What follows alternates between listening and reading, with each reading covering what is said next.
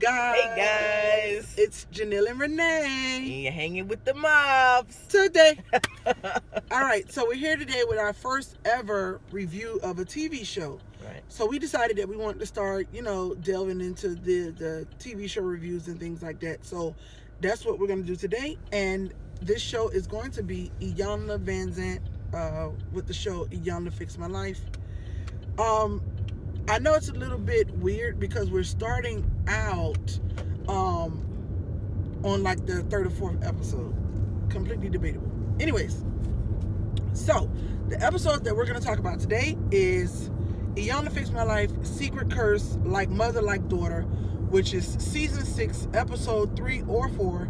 It's debatable because when I looked it up, it told me that it was on own.com, which is the network in which the show airs.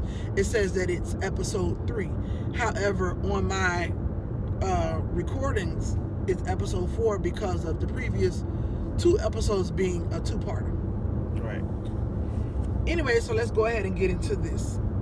So, the episode opens up with a mother and daughter coming to the house and where Iyanla is going to do the fixing and everything like that. Immediately upon entering the house, the daughter, Monique, is in breakdown, right? Right. And she's saying that she's completely nervous and everything like that. So I think Iyanla took that moment to say, okay, you know what? I want to meet with the daughter first, and let's sit down and let's have a one-on-one with the daughter first before I go and even talk to her mom. So she goes and she sits down with the daughter, and just shortly into the conversation, the daughter reveals that she was introduced to sex at the age of 6. Wow, guys. Just hashtag wow. I had to take a beat a couple times, like even because we did notes on the episode so that we don't deter or miss any really important points. But I had to take a beat because I was just like, 6 years old? Like, first of all, how sick? Sick of the situation. And it's just like, I mean, I guess I'm going to have the questions because I don't think this way. But what is it that you desire in a 6-year-old? You would have no idea. So then Monique, goes on to say that it was in fact her, I believe what she said was foster parents because, they bleeped it out. Yeah, censoring that. Right, so they censored it out, but I believe that she said her foster parents, and that both of them would take her to the basement to do things to her. And I'm thinking to myself, wow. That was the only word that I had to describe. It was just wow. So not one, but you had 2 people with this mental illness, because that's what I'm going to label it. That has to be a mental illness. Some type of mental sickness. Yeah, I mean, yeah. To touch on this little girl, 6 years old. Okay? Some type of evil spirit. Had to be. That's a demon inside of you. Mm-hmm. That's from what we believe, right? I mean, that's just sad. This is like you just praying. Because I can't remember much from when I was 6. Do you? No. I mean, I remember something. I remember certain things, but it's not, Well, I wouldn't say 6. I would say like 7-ish. I probably have. I have more memories of me being around the time of me being like 4, because I remember, being in the house with my dad and my mom together, but Other than that, no. I mean, I don't probably. What was I at 6? I think that's by this time we had moved. So no, I don't have too many memories. Right. Yeah, from being 6 years old. But I just, oh my God, I don't get it. You know, it's like.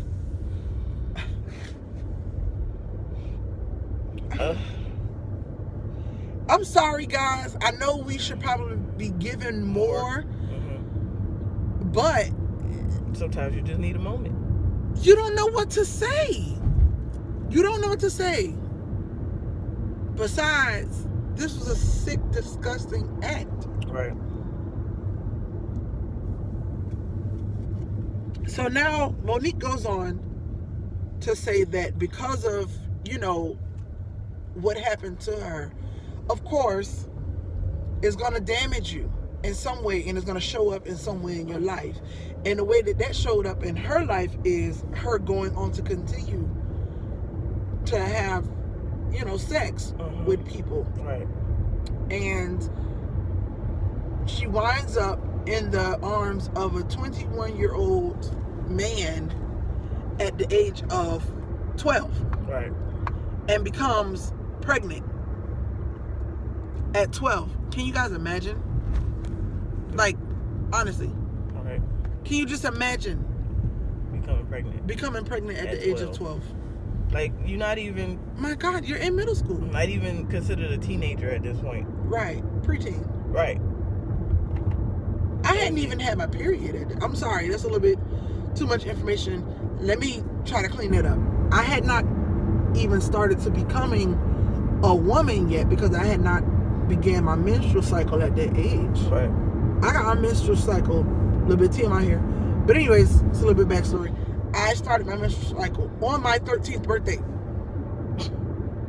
Imagine, like, right? Birthday gift, surprise. Right? It's like, happy birthday. I only recall me starting my menstrual cycle. I started mine early. I started mine in elementary school, probably 5th grade. Really? Yes, I started mine in 5th grade. That's when I... Y'all, I did not even know this about my own girlfriend. What the hell? Why you didn't never tell me this? Menstrual cycle. I don't know. It never came up. Like, we never... I don't know. It just... I've told you plenty of times I started mine on my 13th birthday. I don't know, man. It just... It's something that, you know, sometimes you just don't think to mention it. I don't know, guys. Uh-oh. I should have went the other way. I'm not going to get into that. No, seriously. She knows how... Renee knows how I feel about certain stuff. And I feel like if we're in a relationship with each other, you know, I view you as my best friend as well as my lover. At least that's how I want to view you. I thought I mentioned that. And I feel like we should tell that. each other, you know, almost everything. I feel like you should be very comfortable telling me almost everything. And see, the thing about it is, I feel like you should leave out details because now I feel like that's a little weird to me.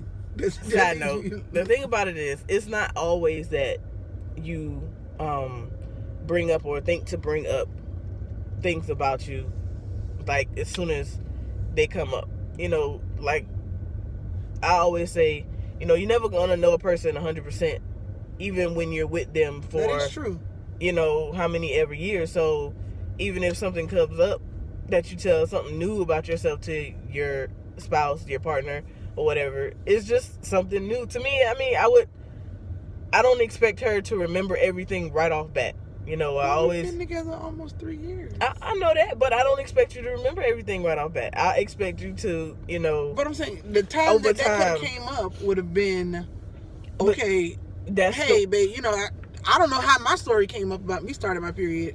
I'm sorry, menstrual cycle at the age of 13 or on my 13th birthday, but that could have been open floor to say, you know what's crazy? I started mine, blah, blah, blah, blah, blah. That's the thing. You think like that. I don't think like that. It didn't come up for me to say that. Okay. Well, we're going to go ahead and get back because we said we weren't going to deviate from this list. So we're going to get back on this list because this is not about us. This is about the episode of Iyanla. We could talk about us some other time. Because we told y'all now, we did tell y'all when we started these videos that we wanted to be transparent. So that right there was very real. Right. That was me telling you the gut raw truth about how I feel in a relationship. Now, to me, I equate that to I'm telling you how to love me, basically, and I expect for you to do the same.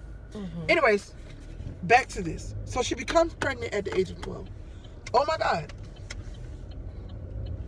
And then she then admits that she had an abortion. Guys, want to know how she had this abortion? Okay. How she got the money for the abortion. Right. She prostituted her body, guys, at the age of 12. So not only did you, was she with some sick person at the age of 21? Because if you're 21, what do you see in a 12-year-old? Right. At the age of 21, you can have someone that could be the age of a potential child of yours. Right. And she has to go through that. Like, what? Just imagine when you were 12 and what you was doing. I was a tomboy all my life, number one. And so at the age of 12, I was definitely still riding my bikes, my scooters, things like that. Right. I probably was outside too. Playing. Hitting my ankles with the razor scooter. I probably was too. Let's not even talk about the ankle. Listen, when you know, you know. Okay, and if you know anything about them razor scooters, them silver metal razor scooters, when you were riding those as kids, and you try to do little tricks on them and swing them around and they catch your ankle, baby, when you know, you know. You know. You just know. But, yeah, 12 years old, to imagine to be going through that, prostituting your body to have an abortion. And then another sick person comes into play. You know, I think I'm just amazed at how many sick people there are in this world. It's like, you know that they're there. However, you just didn't know it was so many. It's like, what's going on in y'all's world, in y'all's life, that make y'all be this sick to sleep with a 12-year-old? I think it's a, just I don't like care I how say, developed you feel like their curse, body but is. No, it's not even that. I just think you still that know who's a 12-year-old. You know how it happens. It's like a cycle. It happened to them. They do it to somebody else. It's I don't think, because everybody doesn't speak up. Everybody doesn't get the help they need. You bring up.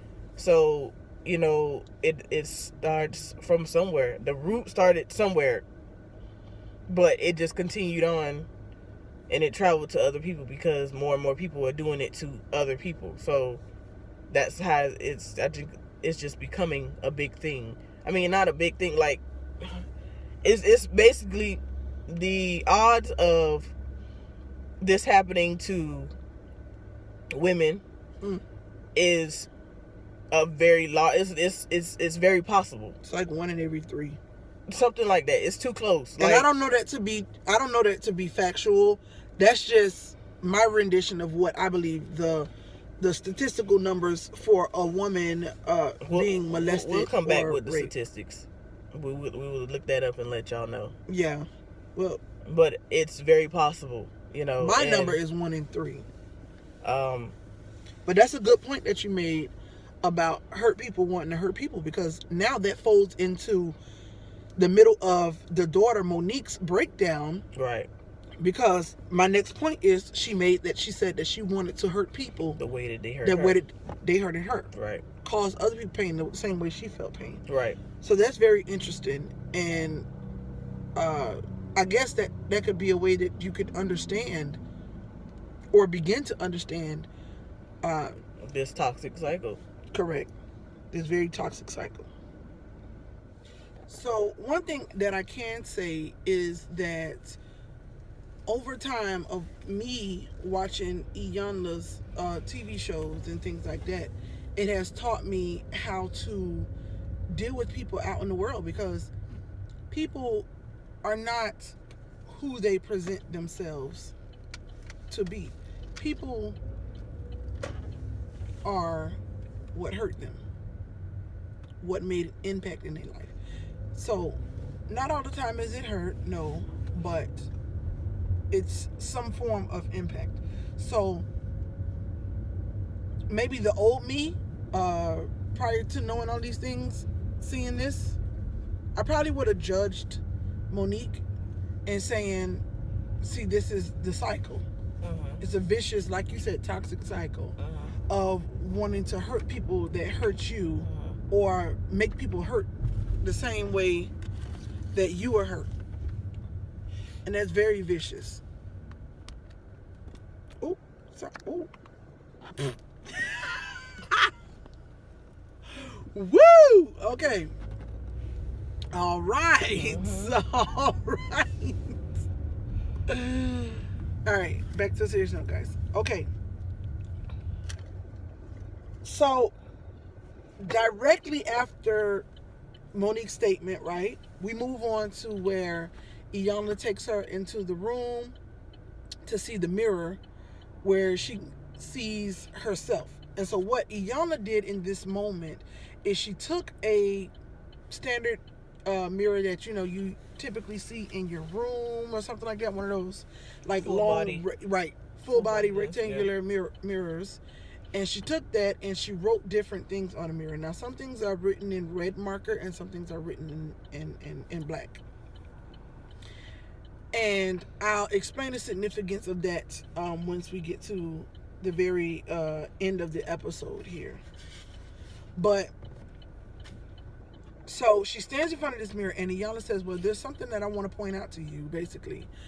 Something that you have failed to mention this whole time. And I'm surprised, because of it being so big, you didn't even bother to mention it. And so Iyanla goes and she points to the mirror to something really big in red in the very smack dab middle of the mirror. Cancer.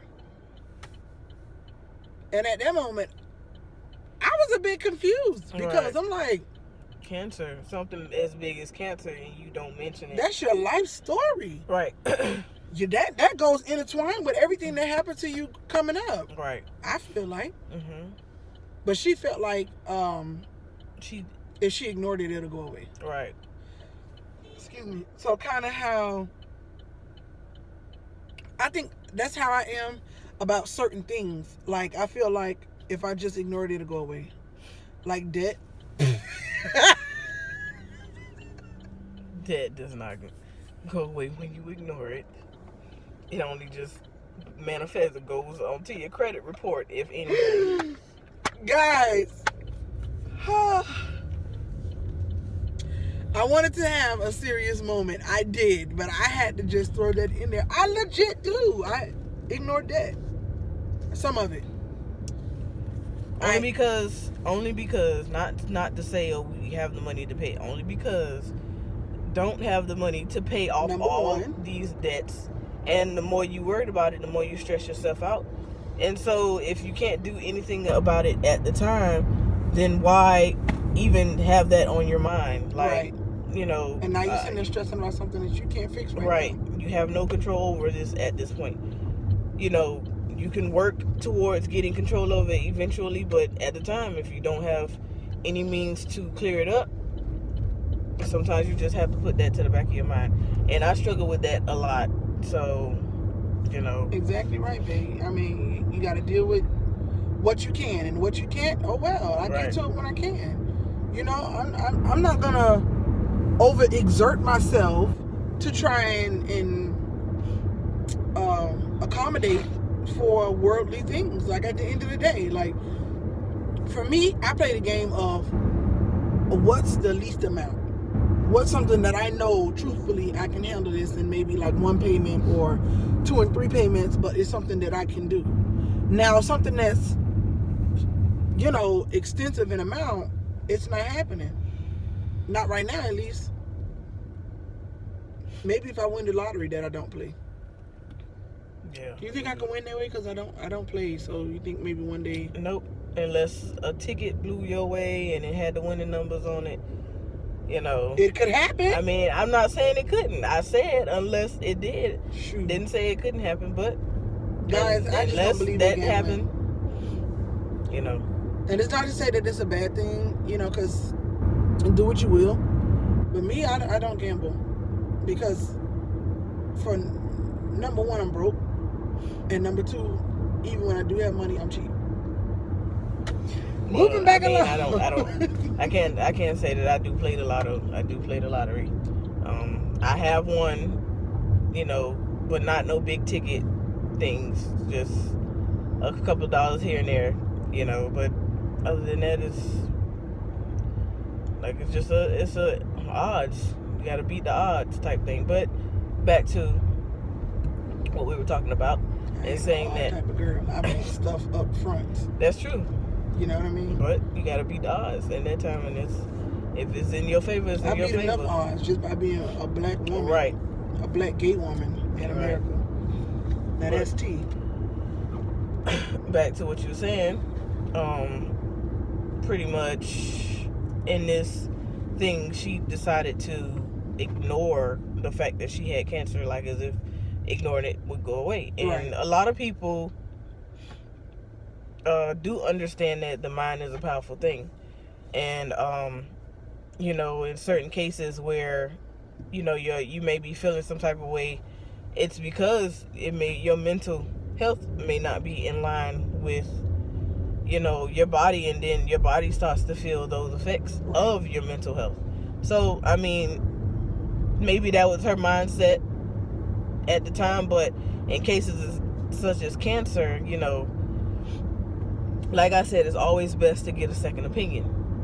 And this is the very conversation, guys, that I just had with Renee, I believe it was yesterday. But I told her, you know, your mind is a very, very powerful thing, and it has more control than you know. Right. So if you were, for example, women, if you were to tell yourself, oh, I think I'm pregnant, right? All of the sudden, now you got morning sickness. Now you got afternoon sickness. Now you're craving certain things. Now you're feeling like you're gaining weight in certain places. You know, you're feeling like you're sleeping more. Now all of a sudden you're starting to feel these real symptoms of a real pregnancy. All because you put it in your mind and said, I feel like I'm pregnant. I think I am pregnant. Because I did this and I did that. And maybe I am pregnant. And this is that and the third. And that's exactly what's going to happen, guys. Your mind is very, very, very, very powerful. Same goes if you're sick. Yeah, when you go and you self-diagnose yourself, go to Google and look up your symptoms, and all of a sudden just say you about to have a heart attack or you're about to die, and now you feeling like you're about to die, and you all because you panic. coughed, now you got AIDS? That's crazy. That's crazy. Sad story, really quick. There was this person I was following on Instagram, and he was a pretty funny dude, a gay dude, and he used to do not skits, you know, like the popular thing, but he did do a lot of funny videos out in Atlanta.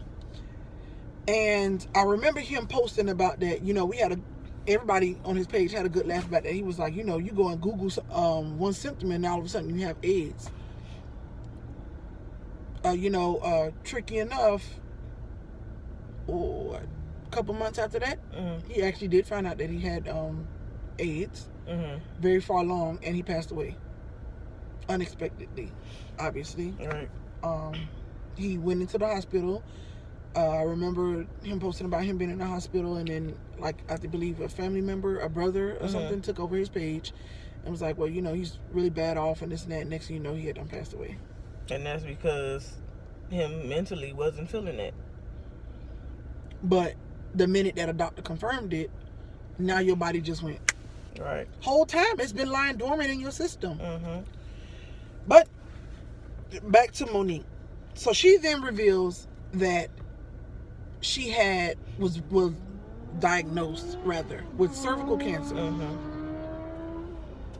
And she said, why, and Iyanla asked why didn't she bring it up, and she mentioned that she just didn't want to deal with it. And the way Iyanla, you know, kind of like responded to that was like, what do you mean you don't want to deal with it? It's a part of you. Like, you know, you really have to take control of this, because this is something that you're playing with your life. And she had this diagnosis for a year. And so she was like, you're playing with your life at this point. And she said she knew because her best friend died of cancer, of the same thing. And she didn't take care of herself. She didn't mention whether, you know, she went through any treatment or anything. But when Iyanla asked her what did she do for herself, she wasn't getting no type of treatment, no nothing. Right. And it's like, okay, looking at her, you would never have guessed it, you know. She looks very healthy. Right. But at the same time, she has this going on with her body, and that was the diagnosis that she was given. And like we said, she decided to ignore it because she thought it would go away. Now, that's just, you know, a scary thing anyway, because cancer has taken so many lives. Right. You know, people that I've known and friends of people, you know, that I've known, is just, even people my age and younger, it has consumed so many lives.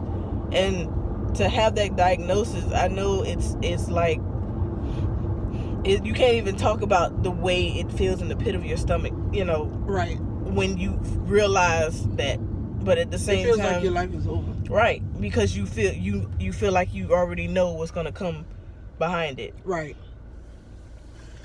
But you know, certain things, especially when you catch it early on, it's always best to go get a second opinion.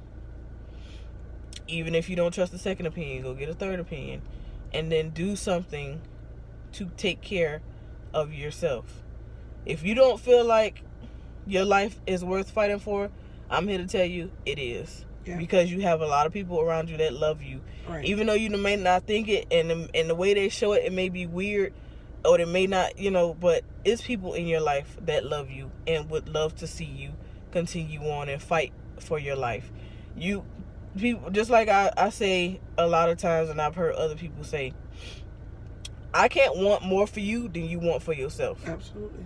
So if I'm going to push so far to help you, you know, get to a place that you want to be, you know, I can only do so much for you, because if you're not there on your own, then it's not going to work. Right.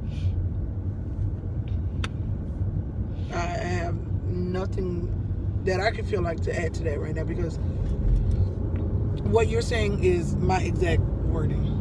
You know what I mean? Yeah. I feel the exact same way. You know, I know for some of you guys out there that's dealing with it, that it does get hard. You know what I mean? And it's a very trying stage in your life, because you don't sometimes want to fight anymore because you're tired. But you just gotta grab your faith, whatever faith that may be, and push on. So we cut from there. Iyanla leaves Monique there while she's in breakdown about the cervical cancer, while she's in breakdown about everything else that's basically been going on at this point. And then now she wants to go and talk to the mother, Cynthia, or Cece as she likes to be called, right? When she's sitting down and she's speaking with the mom immediately goes into breakdown now, because now she's talking about how she was in fact molested at the age of 6 or 7. And guess what, guys? Also by a couple. Right. What are the odds? What are the odds?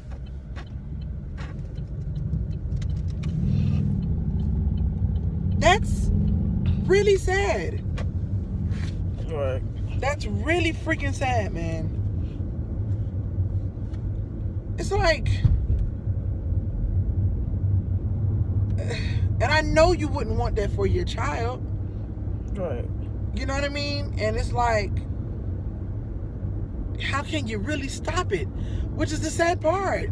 The only thing that you can do is try your hardest to prepare them for when this happens. But at the same time, it's like, you don't want to push this on your child too early at age, because they won't understand it, number one. And number two, it becomes a little too much for the child to handle. But you have to have this very uncomfortable conversation with your child, because there's people out here that's violating these babies. And not just the women. Let's talk about men that get molested as well. Right, because it happens to them as well. You know? And it's like, man, some people 3 and 4 years old. And that's that's a thing too now with a lot of parents, feeling really bad, or at the same time feeling really scared to take their kids to daycares at a young age. And because if they can't speak and articulate what or understand what is going on with them, and you try to protect them, but Because the way at the times age are of set up, six- now, it's just you have to work in order to provide, and the amount of time that they give you to spend with your child after your child is born ain't much time. I mean, yes, they say that the whole 3 months, that's what is that considered, what they say for dogs, the bonding, what is it, like the bonding period, pretty much. yeah. I'll tell you like this. At 6 years old, you can't even still formulate a complete sentence. I mean, you're talking, yeah, but you still can't fully articulate. Yeah. And that's crazy to me. That's beyond crazy. So then what was interesting to me was that Cynthia then mentioned that she could remember very vividly when she was being violated. Basically, everything about the husband. So the very, phlegm taste that she said every time he kissed her and things like that. It really makes your skin crawl.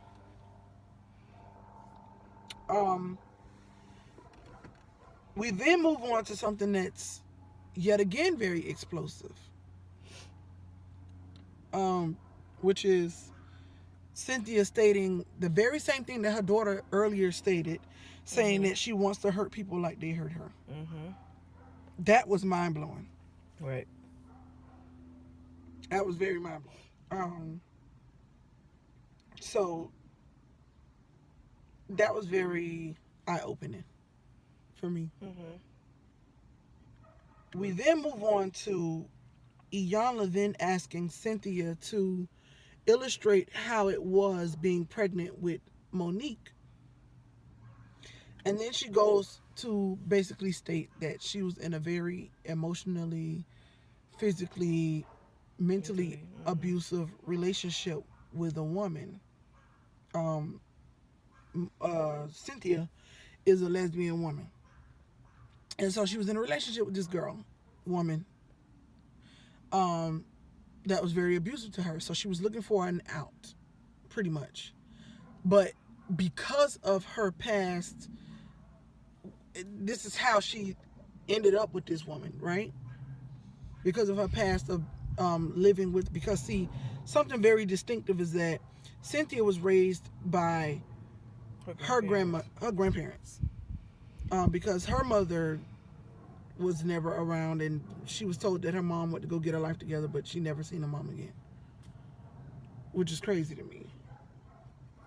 So her grandmother, she said, was very abusive to her, and then in turn she ended up being in this abusive relationship with this woman who physically abused her and mentally abused her and verbally abused her. Now, turning point was, okay, she was looking for an out from the relationship because she was basically sick to death with being abused.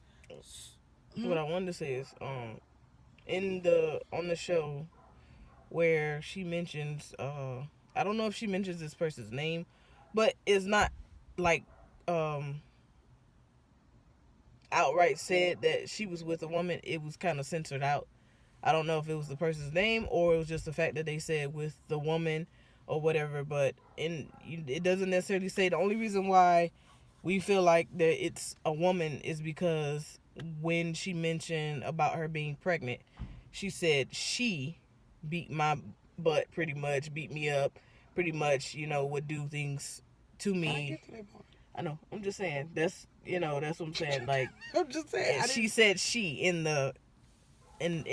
on the show.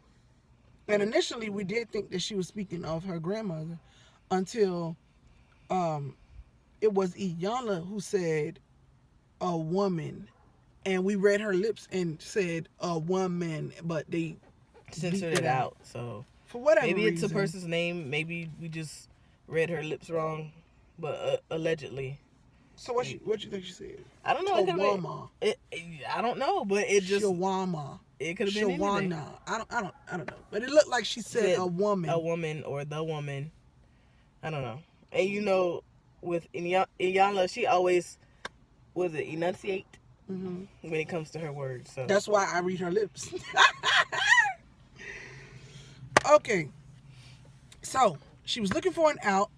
So she said she claimed she went out one night and she was hanging out with some dude that she had known from high school, pretty much. And they was having a good time, laughing, drinking, kicking it somewhere, and one thing led to another. And she ended up having sex with this dude, never to see him again, and then she became pregnant. Right? She said a month later she realized she was pregnant. Right. So now we get to the very sticky situation to where now she has to tell her girlfriend, who she's currently with, that she's pregnant. And she then admits that the girlfriend, as Bae was about to state earlier, began to really beat her. But see, I think that was just something else to add on top of it, because she was already being abused by her, and then to go out and get pregnant and then come back and now you're pregnant outside of the relationship, now that adds even more to that. And it's just like, that's a toxic relationship already, and then to add more onto it to make I don't know if that makes the person who is the aggressor makes it feel as though it's justified to beat on this person because they stepped out or whatever, even though you was already being abusive in all aspects. You know, does that even, I don't know. I don't know. Does that make it better? No, it does not make it better. And it doesn't make it justified. Nobody should be beating on anybody. Putting your hands, you should not be, if you're in a relationship with somebody, that should not be going on. That's not what a relationship is about. Exactly right. So she then mentions the very gory things about how this woman used to beat her. She said that at one point it seemed like she wanted to beat her child out of her by sticking hangers, all type of objects into her body, such as hangers, pieces of wood. Yeah, wood. She said broomsticks, like broomsticks, I guess broken broomsticks or whatever, and things like that. Basically, things that could have not only made her have a forced miscarriage, but also could have taken her own life. Right. So she moves on and then reveals that basically neither Monique or Cynthia knows each other's story, because they've never had that real heart-to-heart, conversation, mother to daughter, to even talk about it. So neither one knows each other's story. So now Iyanla feels that that's unacceptable. There's something that needs to be spoken about. So she brings them both together, and now Iyanla asks Monique to tell her mom Cynthia basically her story. So she starts telling her about her violation, and immediately the mom breaks down the minute that Monique reveals that she was violated at the age of 6 as well. And Cynthia didn't know that, and she immediately broke down because she was like, not you too, pretty much, like, like this can't really be happening, like this cannot really be a mirror image of what I went through. I never would have wanted that for you. I never would have wished that for you. And then in turn, of course, Iyanla makes Cynthia tell Monique her story. And then when she begins to tell her about the pregnancy, the daughter, Monique, she didn't really know how to receive that, because she's like, why in the hell, would you, at the age of 19, because I left out, I'm sorry, that Cynthia was 19 when she got pregnant with her daughter, Monique. So she goes, why in the hell would you, at the age of 19, allow some other woman to abuse you while you were pregnant with me? Pretty much like she didn't understand it. And what Iyanla made relevant to her is that, made relevant to Monique is that, although you may feel like your mom was 19 at the time, she should have known better. The truth is she did not. And she didn't. Because she was still a broken person. And she felt like that was, anything. That's the best she could get. Right. And so they discussed that for some time. Something very powerful that we took away from this episode was a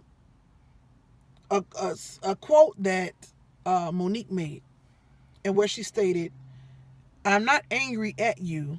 I'm angry at the situation that we both have been through. And that was very powerful and very telling, because it's the truth. There's no way possible you can be mad at that person. As I mentioned earlier, watching Iyanla is what helped me to deal with people out in the world and know that people are not who they present themselves to be. People are who their situation has made them. Right. And it's only up to them if they're going to go and get help for it and dip that in the bud and realize that that's not a healthy behavior. It's not a healthy way to basically interact with one another. We closed out the episode with Iyanla had sent off Monique to go and get some tests done to see where she's at with this cervical cancer and everything, in the midst of Iyanla speaking with Cynthia. Sorry. And so at the end of the episode, very last day of filming, they found out that they sat down with a doctor after Monique had these tests done, and they wanted to know where she was at with the cancer. Come to find out, she actually does not have cervical cancer. She does not have cervical cancer. She does not have any form of cancer. What happened was she did have something that alerted her doctors at the time that this could become cervical cancer had it not been taken care of, but her doctors had frozen something off. I forget the name of it. Yeah, I can't remember. And basically frozen something off that was harmful, and she's free and clear. Right. And at the same time, she says, go get those checks, go get those pap smears, go get those, mammograms and everything. Just get those tests that assures your health, and let them be able to catch it early, when you don't do those things. Because as we stated in our previous video, women's health is very important. Like, let me say this. Health, period, is important. Period. Okay? And there's a lot of men out there who just refuse to go to the doctor. Yes. Until they're very bad off sick. And that's not good. Go and get checked out, people. Yes. Take care of your health. Take care of yourself. And most importantly, take care of your spirit. Right. Take care of your mind. Because as we mentioned, it's so very powerful. And it's so very strong. And you need to keep it strong. Take brain food. And brain food is not something that you can eat, but it is the energy that you can digest. Good positive energy. That's good brain food for you. Take care of yourself, people. And that was Iyanla's episode, guys. So drop down in the comments. Let us know what you think. Any pointers for how we can move for our next review, because we're not going to stop here. We're going to keep, cranking out these videos because we love you guys and we want to get up there, to the top. We want to be some of those names because, we just want that recognition, not for anything else, but just to be heard. Right. Just have our voices heard. If you enjoyed this video, hit that thumbs up button, and if you want to hear more from us, go ahead and tap that subscribe button as well. And the bell. Yep. If you want to know about any notifications that may come through when we post. All right, you guys. So we enjoy. Be sure to like, comment, all right, subscribe. Like, comment, and subscribe, y'all. Share with your friends and family. Share. I don't know where sharing is. Huh? I don't know where that just came from. I don't know either. Go on with your spiel. Sharing is caring. Amen. Hallelujah. Guys, thank you so much for joining us today. We can't wait to see you again. Till then, thank you for hanging with the mouse. Hanging with the mouse. Hanging with the mouse. Hey, I'm mad sleepy. Bye, y'all. Bye.